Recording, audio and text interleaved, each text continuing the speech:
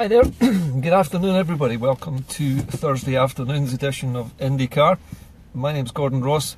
I'm broadcasting today from Partick, one of my sort of old favourite places to broadcast from today. And I wanted to talk to you about two things actually. The one which is headlined at the beginning of the show on the blurb is actually about a little bit about Brexit, but it's also about the Scottish EU continuity bill, which passed its first reading in Holyrood yesterday, and why this is important. We've spoken, or I've spoken a lot in the past about Scots law and British law being different, and Scots law being the equivalent of UK law. Effectively, they are. Neither one trumps the other, but both laws are equal in the eyes of the judiciary in Scotland. So, and in England as well, they cannot trump, if that's the right word, they cannot trump Scots law by trying to impose some British law over the top of it. And this is why yesterday and the day before I was saying that the Supreme Court, the so-called British Supreme Court, isn't actually supreme over Scots law. It never has been. Now, that's a little bit of background, but the actual subject of the continuity bill is what I wanted to speak to you about today, and why it's important for Scotland to publish a bill which will guarantee that all 111 of these relatively minor laws, these pieces of European legislation, which are being repatriated from Europe back to this island during the Brexit process, why they should come back here to Scotland and be incorporated directly into Scots law now. Now, the reason I'm saying this is that this bill, this continuity bill in the Scottish Parliament is important, because if that law passes its readings in our Parliament and is enacted as a piece of legislation in Scots law, it will do so before the British government can do anything to bring those 111 pieces of legislation into British law.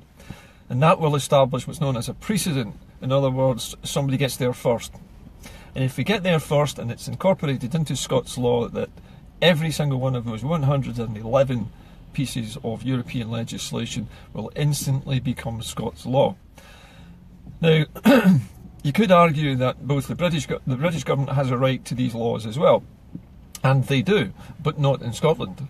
So what the continuity bill does is it says that these laws, as they would be applied in Scotland, will be administered by the Scottish Parliament and not the Westminster Parliament. And this is an important distinction, because most of the laws which are being fought over at the moment, the ones that the British government wants to hold on to desperately, these 25 that they're holding on to, largely concern environmental protection, the use of agricultural chemicals such as pesticides, herbicides, what they call prophylactic medications. These are medicines which are given to animals even when they're not ill, to protect them from diseases. All of these things are strictly controlled by these EU laws, as are things like pesticides, the so-called neonicotinoids, which have been held responsible for wiping out large numbers of bee colonies. These are currently, as I remember at the moment, they're still banned in the United Kingdom and in Scotland. We want to make sure that those things stay banned, and that there is not a reintroduction of harmful chemicals by a relaxation of these rules. Now, the other thing that's important is that environmental laws about the protection of the environment and the protection of things like rivers and watercourses are also wrapped up in these laws. And if those laws were then to be solely controlled by Westminster, it would be quite easy for them to simply rewrite those rules so that things like fracking could go ahead. They could reduce the burden of proof on frackers to the point where they said, you know, instead of banning it outright because it's toxic, they could say a certain amount of toxic pollution is okay. And this is the kind of thing that the British government wants to be able to have the power to do. And it's the one thing or one of the many things that we want to make sure that they can't do in Scotland, that we control our environment, we protect our watercourses, our rivers and our drinking water from the pollution caused by fracking. So there are a lot of things wrapped up in this, also about the disposal of waste in landfill. Now this also, believe it or not, affects things like nuclear waste disposal, because for the last 16 years they've been arguing about burying nuclear waste in a repository. Now, a repository is just a posh word for a huge hole in the ground, or a cave, or a mine shaft. Somewhere where all this nuclear waste can be sealed into concrete or glass and then left at the bottom of this deep hole and buried in concrete forever. The problem is that for 16 years nobody has wanted to have this repository anywhere near them. Various local authorities have been approached. Attempts were made to bribe them with large sums of money for those particular areas, all to no avail. Nobody wants it. Not a single part of the United Kingdom would permit this nuclear repository to be built.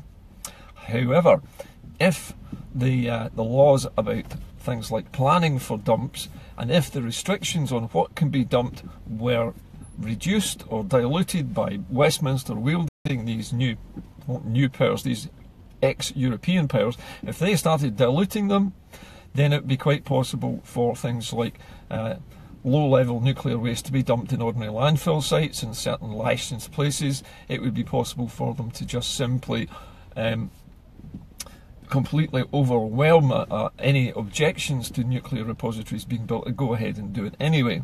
Now, all of these things are things which we know the British government would do in a heartbeat given half a chance. So the bill that's currently going through Parliament in Holyrood at the moment is, as I say, it's an entrant in a race against time. If Scotland gets its legislation for continuity of European law approved, and it goes through and is then enacted as a new piece of legislation in Scots law, then we do not need to fear any power grab from Westminster, because Scots law, having set the precedent and having got there first, protects us. And then we could argue for decades with the British government over which law is supreme over which other law, and it would tie it up in courts for years and years and years and years, and nobody would be able to decide it, because both laws are equal. Scots law is the equal of British law in its own domain. So as soon as it's established in Scots law, we have the precedent there. And I know that Nicola Sturgeon, who is trained in law as well as history and political studies, that she knows this, and this piece of legislation is vital. We need to get it into place as soon as possible. A little note has just appeared on my screen from Mark McNaught, from Dr. McNaught over in France, who's a Doctor of Political Science. He's just asked me if we have any idea what the 25 powers that are being retained in Westminster that the British government wants to keep. Do we have any idea what those are? And I have to be honest, Mark, I don't know at the moment. I'm not even certain that they're making this public, what these 25 powers are.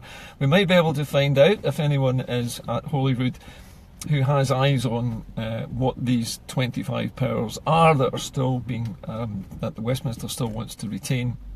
Let me know. So I'd be very glad, or very interested to find out what it is that's so valuable to Westminster that it's worth fighting over this. Okay, so that's the situation we're in at the moment. We're waiting for this continuity bill to pass another reading in Parliament at Holyrood at the moment. But once it's enacted, it should protect Scotland from any kind of power grab. Now, the British government has said in the press today, a spokesperson was quoted as saying that the British government was having difficulty refuting the claims of a power grab. Now, this is diplomatic speak for they couldn't prove that they weren't trying to grab the powers. If they have difficulty in refuting it, it means that they don't have a leg to stand on, and that the claims that it is an attempted power grab are probably true. So there you go, a little bit of a coded message from the British government that they are struggling to prove that they are not trying to grab these powers for some ulterior motive, which, as we all know, they probably are. Okay, other things that are going on at the moment. Well, There are moves afoot just now to make some legal representations. I can say no more than that, but some legal representations to our own Parliament to ensure that the rights of Scottish citizens are actually sovereign. We want some clarification on the exact situation of every Scottish resident. What are our rights? If we look back to, let's say we go back to the Declaration of Arbroath, we see that Scots people are effectively sovereign, that they can kick out any leaders that they don't feel are serving or protecting them properly. There have been other pieces of legislation down the years which have contravened that, and then there was the Act of Union as well, which also included a caveat towards the end which said that Scots people could still exercise their right to remove their leaders, to sue their leaders. And that was in place up to 1975, when the Labour government then in 1975 abolished the royal boroughs in Scotland. Now, by abolishing the royal boroughs in Scotland, it actually broke several parts of the treaties of union, the Acts of Union, as well as the Declaration of Arbroath, because the British state came barging in, steamrolled right over Scotland and decided to abolish something which had been established in Scotland for hundreds of years. This was a clear breach of the treaties of union. Now, if that is proved to be the case, then the treaties of union and the laws which hold the union together can then be questioned by the Scottish state, and they can then say that they believe that the Treaty of Union has been breached, badly breached, by a past British government, and we want to go to the people with a referendum to decide whether we keep Scotland within the Union or we dissolve the Union. Remember that the UK Union is a treaty. We didn't lose a war to England and get conquered by them. It was a treaty. And a treaty can be broken, but also if a treaty is broken, it can then be nullified. It can be null and void. One party to the treaty can say, well, you broke the treaty is over. And all you need to do that is for the political leaders of the country, in this case Scotland, to offer the people a vote, a fair ballot, on whether they wish to keep in the Union or whether they wish to dissolve it. So there are things going on in the background, legal battles being fought in the background. There are various people in the Yes movement who are working on this, who've got good legal minds, who are trying to work out a form of words with which we can approach the Scottish Government to find this out. To find out, first of all, are we sovereign, which we think we are, and also can we now, citing some of these various breaches of the Acts of Union and the Declaration of Arbroath, use this then to say to the British Government, we've had enough. We're going to vote to leave the British Union, we're going to vote to dissolve the Acts of Union and go our separate ways. So it's not just the Scottish Government who works on these things. There are people out in the Yes movement who are very clever, highly educated, university degrees, doctorates in science, political science. We've got Mark McNaught over at the University of Rennes in Brittany at the moment, who is on the side of the Yes campaign, who's very knowledgeable about international and constitutional law. I expect actually any second probably to get a message from Mark before the end of this show. But anyway, if you have anything to say about these matters, let me know. The legalities of all this are very complicated, but the basis of what I've been trying to say today is that the Continuity Bill in Holyrood is there to make sure these European laws are cemented into Scottish law before the British government can simply appropriate them. Right? That's what it's about. We're trying to get them first, get them into Scots law so they cannot be removed. And that's the essence of what the Scottish Government is trying to do at the moment. And so far it's succeeding. The bill's passed its first reading. There's another reading to be done, and then there'll be a vote on it. And hopefully the bill will pass into law, and we will be able to stop these powers from being removed and taken to Westminster. Okay, that's the show for today. I know it's a little bit complicated. I apologise because I know there's a lot of legalese in this and a little bit of history as well. But as I say, there are legal brains within the Yes movement who are very smart, who are working on this at the moment. We also got Commonweal working on things like the currency and the economy. We know that the Scottish Government is working on an alternative currency as well.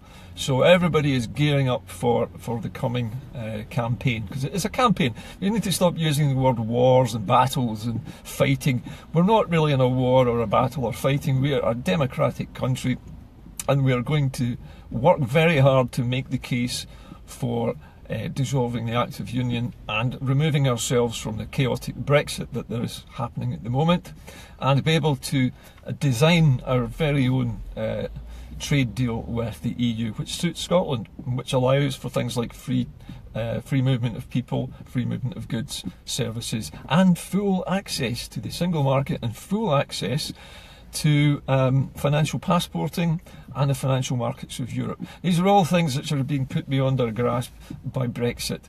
We can have all that. We can still have all our wealth and all our natural resources and still be Europeans. Nothing to stop us from doing it, except this business of dissolving the union, and that's what we need to work to do. Anyway, I'm off now. Anybody has any comments on this, contact me in the usual way. Mark McNaught, I can still see your little profile sticker in the corner of my screen. I'll have a word with you after the show. Anyway, bye for now, folks. Have a good day.